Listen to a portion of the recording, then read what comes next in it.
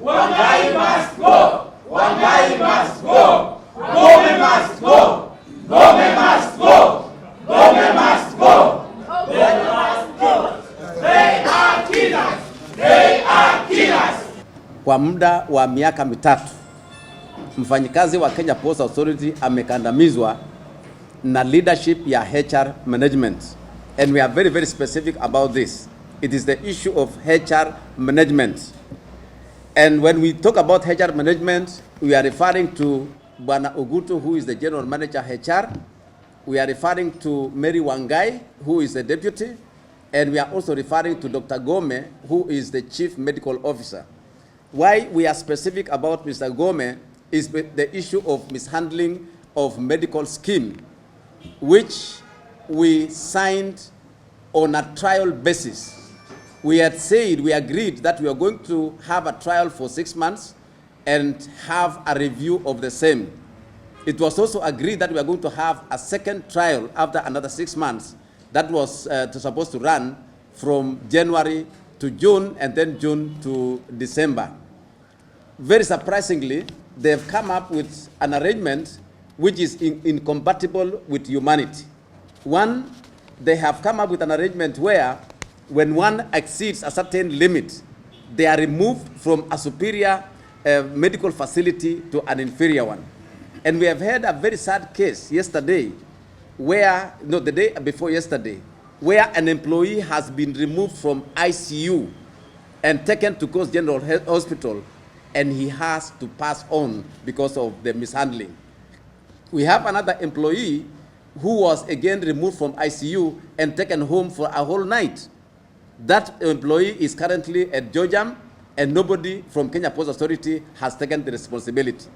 What we are saying as the union and as workers is that we are giving management of Kenya Ports Authority 21 days to remove or to transfer the 3 officers because they are of no value to Kenya Ports Authority. They are not adding value to management of KPA. They are not adding value to the Kenya government. They are not adding value to the ministry. And that is why we are saying as workers that we are going to have 3 demonstrations. Every 7 days, we are going to demonstrate in the entire town because of the 3 guys. However, we are also going to have an arrangement of meeting the CS transport within 5 days. We are also going to meet the president within 5 days so that we explain the situation in Kenya Ports Authority. In the year 2008, Kenya Ports Authority had a plan of becoming the top 10 ports in the world. But we are unable to attain the same because of the kind of management which the HR has subjected to the workers. Right now, the workers of Kenya Ports Authority's morale is down. For the first time. It is at its lowest. That is something which we have reported to the president, we have reported to the CS Transport, and we are hoping that action will be taken immediately. In the last 1 year, or say 2 years, they had taken advantage of the CS treasury, who has been protecting them for no good reason. But now that we have a different regime, we are asking the current government that these guys, they be relieved or be transferred to a lesser working environment. Because if we continue this with this trend, then we are going to have a port which is not functional. But today, we are mourning the death of our member who was mishandled in the medical facility ICU. We are also saying that this medical facility, which was supposed to be on trial, to be subjected to a review committee, which had been decided before. Because if we can't do this, then it means that our workers will continue dying in the current situation. Our workers have all along have an arrangement where even if the bill has exceeded the allocation even before, the KPA used to foot the bill and transfer the same to the payslip of the worker. But we don't know all of a sudden what has happened with that arrangement. Yesterday, we are told that they took the medical policy, which even the union also has no input.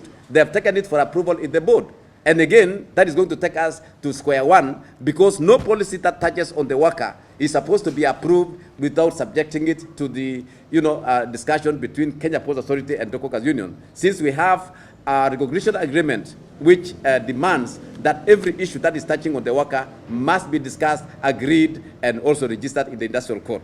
So we want to state it very categorical here is the death of Okombo. We are suing Dr. Gome, we are suing Ogutu. We must sue them because that is not how patients should be handled. Mishandling him is the cause of the death. And that cause of the death, they must pay, the two of them. It is inhuman. I repeat it again. It is inhuman kwamba wewe ukamtoe mtu katika ICU ambayo inakuwa monitored. I feel hata siju. It is very bad. Ukamtoe mtu, wewe una ubinadamu gani? Tena unaitisha ambulance ya kampuni. And then ukamtoe mtu. I remember very well. Mr. Okombo was my labor foreman. Bila Mr. Okombo ilikuwa kazi ya KPA container operation haizifanyika. Kwa sababu yeye ndio atatuma watu waende field wakafanye kazi zote. Leo hii Mr. Okombo amedharaulika. Mr. Okombo pale alipo amedharaulika. We must speak it. Mr. Okombo amedharaulika. Leo ni Okombo, kesho ni Mwasera the chairman. Na mtu anakuambia yani hajali, itisha ambulance, peleka ambulance, nendeni mkamtoe pale, mumpeleke Makadara. So from that superior medical facility, unamtransfer to inferior medical facility. Una lengo gani? Una lengo gani? Una lengo gani? Tumesema hii kitu lazima isimame. Na hatutaki vitisho. Sisi tunataka industrial harmony. That's why we have agreed and signed the document, but not registered for the trial. Kwa hiyo tusipelekane huku wala huku. Tuheshimiane. Vile tulivyokubaliana, tuende hivyo. Saa hii tunasema watu wetu wanaumia. Watu wetu wanaumia na tunataka tuiweke wazi. Trial haikuwa kwa binadamu. Trial ilikuwa kwa pesa. Asanteni sana. Mungu awabariki. Sisi hatujahusishwa mambo ya benchmarking. They go alone, they do everything. Hata sasa hivi vile walifanya hii mambo ya medical hatujui. Tumeona wenzetu wanatolewa ICU akipelekwa. When we come in, they still threatening us. Amwezi enda kwa maandishi wa habari, amwezi enda kwa radio, amwezi enda hivi, sujui IRM haikubaliwi. Wanatutishia several times mpaka wenzetu wanaogopa kufika because we are so many, we are not this size. Kwa sababu ya kuintimidate. So tumechoka na mambo ya HR. MD ni mgeni, hajui industry yetu. That's why anatawala watu vibaya. And then Mary Wangai, she's mgeni also, amekuja jana na hajui kile anafanya na hataki kutoa chochote wafanye kazi. Sio promotion, sio anything. They don't want to do anything about nini. Tunataka mtu ambaye anajua industry yetu hata kama tunaletewa new MD. We want somebody is from our KPA ambaye anajua. So let's